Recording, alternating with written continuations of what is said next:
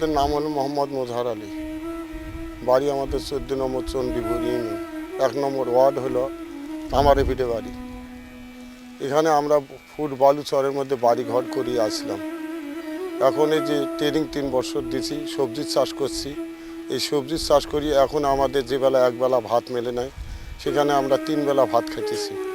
খাওয়ার পরে গতবার আমি 3 একর জমি করছিলাম, আমি মাঠটি বিক্রি করছি 55,000 টাকা বিক্রি করে। কিছু দেনা ছিল, এই দেনা আমি শোধ করছি, করিয়ে 2টে গরু রাখছি। তারপর এই 17 জন লোক আমরা খাইয়ে সুন্দরভাবে চলতেছি। কিন্তু এই পর্যন্ত আমাদের কথা বলছেন।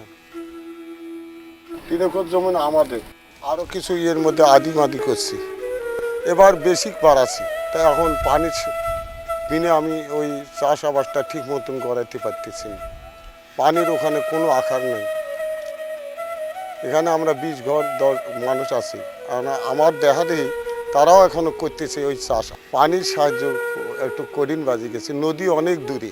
গতবার মনে করিয়ে করছিলাম যে বৃষ্টি বাদল হবে, আমরাও কিছু পানি করবো, তো এবার দেখা বৃষ্টি নেই, এটা কিরা জানে।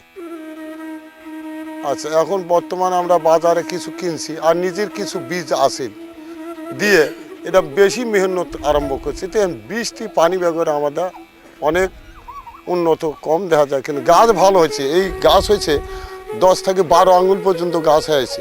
এখন গাছের ডাল ছাড়ছে, ফলন আসবি মনে হয় আর কিছুদিন গেলে। একটা গাদে আমরা হিসেব করে দেখছি, আমার অন্তপক্ষীয় হিসেব এটা একটা আমাদের আইডিয়া, ফলনের কাছে সব কিছু পাওয়া বুঝছেন। এখন যদি সার পাম্প পানি ঠিক মতন যোগাযোগ করি, তাহলে একটাকে গাছে আমরা অন্তত 20 সেরি 25 সেরি করিয়ে এইরকম 22 সেরি 17 কেজি, এইরকম 10 কেজির নিচে হয় না।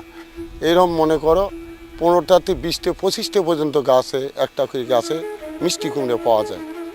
এখন তো এই বছর পানি অভাবে গাছের কিছু দুর্গত আসি গেছে। এই কুমড়োগুলো আমরা বিক্রি করি, এই মাঠ থাকিয়ে অন্য অন্য কোম্পানির থাকি নিয়ে যায়, ঢাকায় যায়। ওই আমার 5 ফিট বাজারে পাঠিয়েছি, হ্যাঁ বাজার পর্যন্ত আমাকে নিয়ে যাওয়া লাগে।